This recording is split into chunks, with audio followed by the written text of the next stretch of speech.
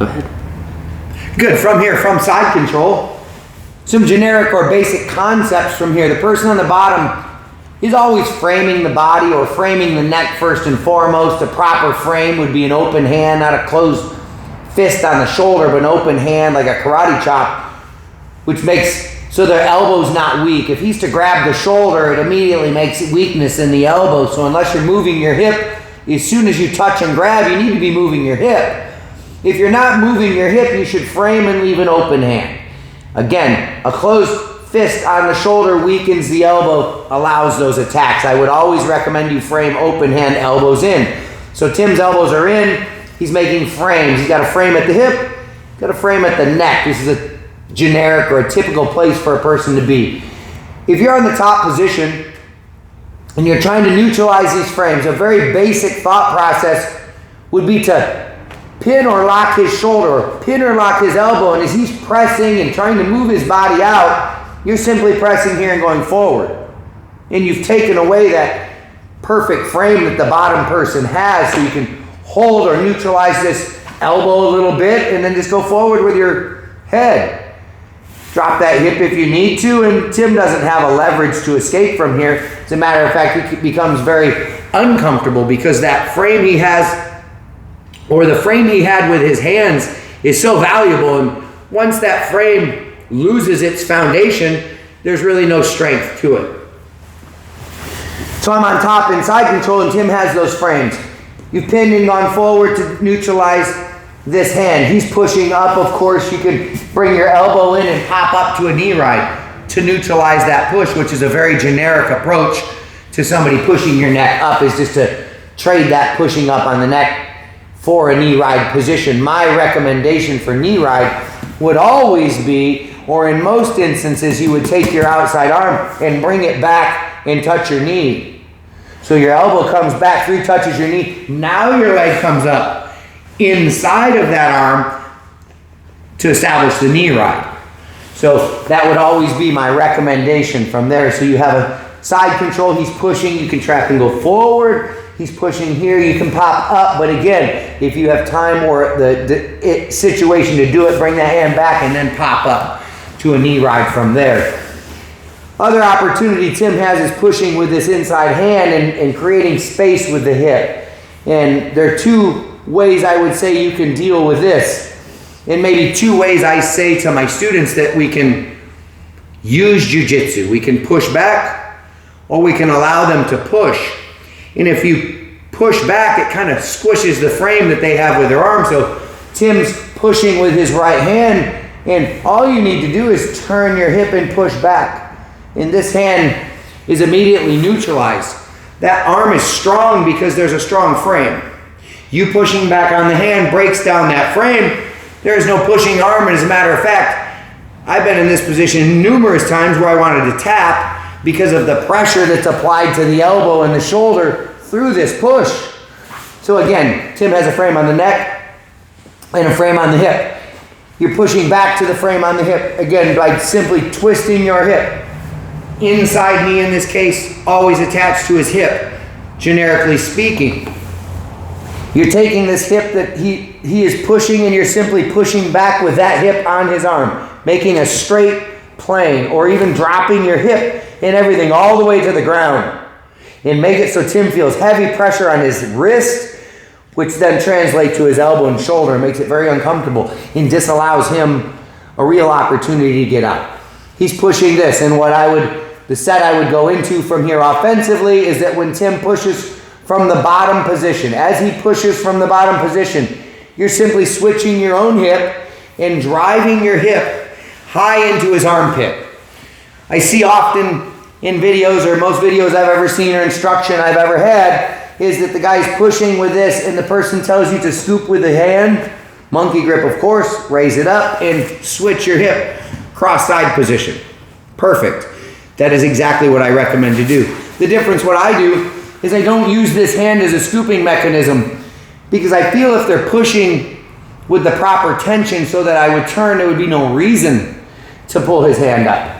So maybe your cross-side position or side control position, basic palm-to-palm grip here, You're pressing on him, and he's pushing heavily with the right hand, and this is making you vulnerable. So in my case, when he pushes, I turn, but I just simply drive my hip up and pin potentially at the shoulder and pin his arm in place. Versus taking this hand that was cross-faced, he pushes, grabbing this, pulling yourself up. He should be already giving you a momentum to ride high into the armpit, hover, versus your hip being down. Tim will tell you there's so much more weight here with my knee, hip off the ground versus if I were to be sitting. So when you're in this position, make sure if your goal is to pin or maintain, is you, in my method, pinning here and holding, and then there's a heavy pressure. And head is down. Anytime the head is up from here, you're still going to have an opportunity to be pushed back or Tim's leg to come up and around the head, which is very problematic. So again, Tim is pushing on the hip, he's pushing on the neck. We're using the momentum of his push to simply turn the hip and ride up high. So now his arm is trapped. My knee is being used, or your knee should be used, to push their arm and shoulder up and give exposure to this side. Tim wants his elbow, shoulder down. He wants his elbow in. If his elbow is up, this is a problem. If his shoulder is up, it's a deeper rooted problem. So I'm recommending this pin in this position. So from here, a lot of opportunities arise once you turn, find position. Now I would recommend you take your right hand, cup his head, and pull his head towards you. If his head is on center, he uses muscle assistance. He can be very strong from here. Pull the head towards you. He has no strength. As soon as his head bends, as soon as his neck bends, and his spine is crooked, he has minimal muscle assistance from anywhere else, and he's going to be challenged once you step over the head. So again, he's pushing, open-handed frame. It's a good opportunity or a good choice for him. You've held him in tight, he pushes. You're simply switching and riding up high. Pinning the shoulder, knee up, forcing their shoulder up. Forcing exposure on this side of his body. Now, from here, take his head, pull it towards you. Crown his head. Don't do it down here at his neck, top of his head. Step over. Now your foot close to their neck. Again, my hip is hovered, not sitting on the ground. Hip is hovered. Once you step, once you step, I kicked him in the head. Once you step, find position. Your right hand will come back. Control your own hip forward, knees together. From there is a submission. Number 2 is go up again. Hip is still hovering, not down here. You really want the bottom person to feel the weight. Here, the bottom person feels the weight. If you go too high, then you're vulnerable on this far side. So you want to keep your hip low and stay attached. Hand goes up, and you can feel his wrist. Right here. Turn as you rise up. You found the straight arm bar here. Now your hand rises up, find his wrist, push his wrist down here for a wrist lock. And this is a very effective wrist lock when the person is defending or not liking this, because his elbow's up and exposed from this. You reach back, he's trying to get that elbow down, sneak up to his wrist, and there's a nice wrist lock. The bottom person, as you step over their head, the person on the bottom's desire should be to capture that leg. 2 hands, thumb in, and capture that leg. And once they capture that leg, there's great opportunity for them to defend. So if I were to have switched the hips here, found position on Tim and stepped, he should capture. 2 thumbs in and capture that foot. My lack of balance is on this side. So as I step, there's a great momentum for Tim to capitalize on. So as the top person steps over and Tim captures, he's going to follow that momentum by pushing my leg straight up in the air. As the leg goes up in the air, there's going to be a nice opportunity to turn, and Tim finds himself on his back. So defensively from that position, Tim should be conscious of the fact that when the person turns and goes here, that leg's coming. That leg is probably coming, and as that leg comes, he grabs. And once Tim grabs under on that leg. It's very challenging to stop the momentum as he pushes up, because the top person will have their base compromised on this back corner. So again, Tim pushes here, palm to palm, nice and tight. He pushes, switch, hover, in tight. My hip is off the ground. Check his head, step over. Come back, straight armbar, wrist lock. As Tim knows this foot is leaving this aside now, as Tim knows my foot is stepping over his head, he should be reaching. A wise opportunity, a wise option for Tim is to reach and stop that.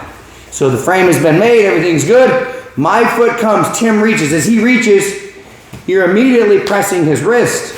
This is a situation that in my lower ranks, I forced and I made happen, and it became a very strong specialty of my own, is that he would push the hip, turn, grab, check, step. He reaches and immediately grabbing that monkey grip, of course, at his wrist, of course, looking for a 45-degree angle. And the submission, turning the wrist, bringing this elbow down. Simple details that you're all familiar with. Again, cupping that head, hovering hip, wide stance. Be careful of your head being back, because Tim's left leg makes me very vulnerable. So this head is down, you're strong, step over. Tim immediately is reaching. This hand goes from a shoulder control up and under and circles over to wrist control. Second arm goes underneath. Tim's head 100% as far back as you can get it and off center. If Tim's head is on center and I begin to do a submission, there's not a lot here. As soon as my foot crowns his head, he's tapping not from this, but from the fact that nothing is helping this. It's left by itself, and the submission is very easy. Side control position. He pushes. Hover the hip. Check the head. Step. He reaches. There's the key arm lock. Tim's next move is to will likely be to circle out of this. And so we need to see the opportunities that he falls into. So as his arm turns, he's falling directly into a straight arm lock. Be conscious of his thumb position and where that is, and you can get that submission from there. So there's your key arm lock. He circles. There's a straight arm position. Not my favorite. From here, as you make this lock, as submission happen, and Tim circles his arm, capturing with my own head. This is what I like to do from here. Once the capture has been made, head to the ground. Once your head establishes ground position, if you like to, just to cause problems for your partner, you can go into a triangle frame from here, palm to palm grip, and you're on his elbow. Remember, this hand is on the outside, not on the inside. If this hand is framed here, there's nothing going on. His hand is framed here. It's very problematic for the person when your head goes to the ground. His head is neutralized. Palm to palm grip, and there's the submission. So again, framing, pushing, palm to palm. He pushes, turn, hover the hip, staying tight. Don't allow space from here. This is pressing his shoulder up. Pull the head in, step. He reaches, make the key. His arm circles to escape the key. As his arm circles, you're capturing it. I would recommend you use your head and your shoulder to pin his wrist. If Tim's wrist is capable of moving, he's capable of escaping. If Tim's wrist is neutralized, he will be very challenged to escape from here because his elbow is already in position. So as you make that frame, he circles, circle it around, or you can even feed it.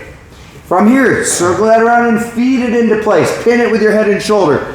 Palm to palm grip. I am at his elbow, just above his elbow. This is a very powerful submission. If you're pulling or twisting or turning from here at all, it's improper because this should happen this easily.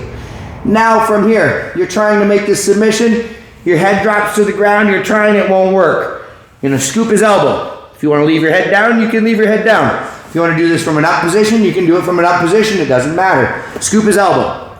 Disallow his elbow to go down. You're still pinning here. Disallowing him to get out. You're trying this submission. It didn't work. Cup his elbow.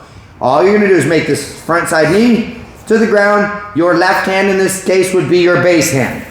As you're hand goes to the ground and becomes base, or as this hand becomes the base, your left knee will slide under their arm.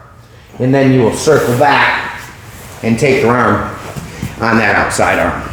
My recommendations, always thumb up, pulling the person in with your top foot, knees together, like a hey bro handshake, so that if his hip gets loose, you can kind of control where his elbow is. If his wrist is free, his elbow is not controlled. If his wrist is controlled, then you can stop him from escaping through his neutralization of his elbow.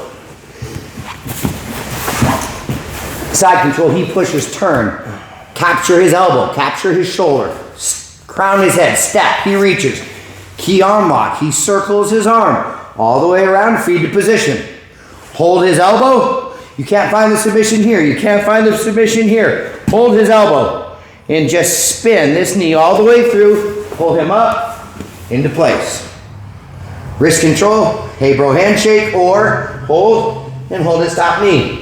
His hip will always be his escape. If he can't move his hip, he'll be very challenged to escape.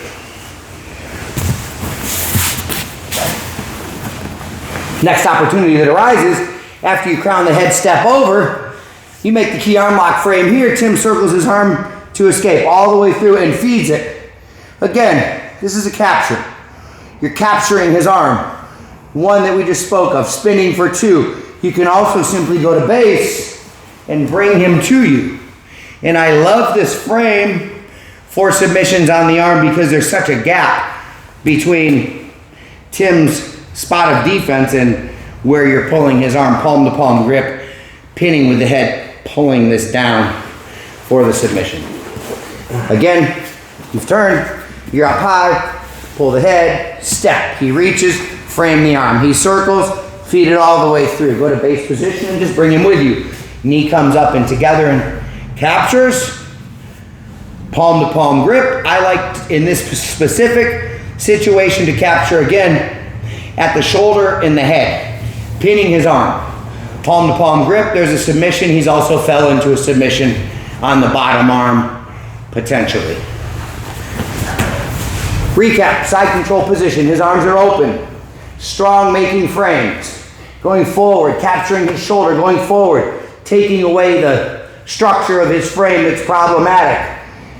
Popping up to a knee right, he pushes with his hip. We're challenging that hip by not just allowing him to push and go with it, but he pushes, go challenge that. Fight fire with fire. And right now Tim is not enjoying the position he's in, and I'm putting no pressure on him at all. It's just a little bit of my 165 pounds on him, and he's not liking it. He pushes with that hip, scoop the elbow, if that's what you like, not my recommendation, but to allow his push and him to feed you into position.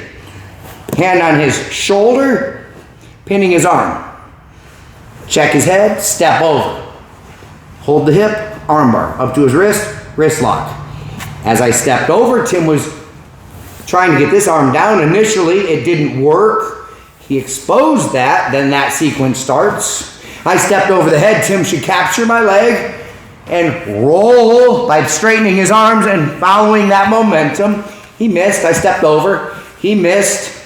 Key arm lock one. Framing and crowning the head. Pulling him tight. Making this uncomfortable. Rolling the wrist. Hugging this to you.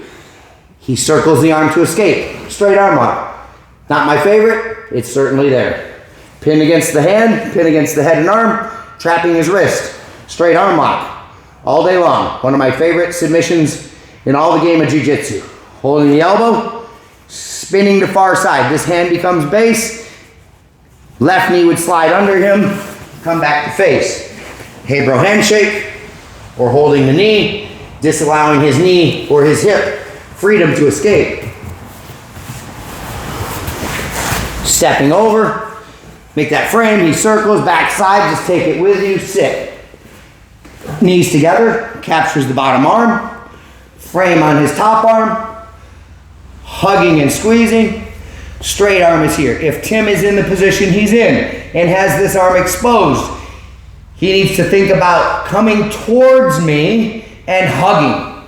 The only escape he's going to have from this straight arm or these straight arm positions, come to base sir, when he comes to these positions is he has to go forward. and hug. Hug my head. And that will disallow the straightening of that arm. So when these frames are made, he's coming towards that frame and hugging. And that will take the pressure off that elbow where I'm trying to go. He comes forward and hugs, and that takes it off. So any of those positions where that frame is made, you're going towards them. So this is a specialty position of mine, something I've done for a long time. I enjoy every part of that sequence.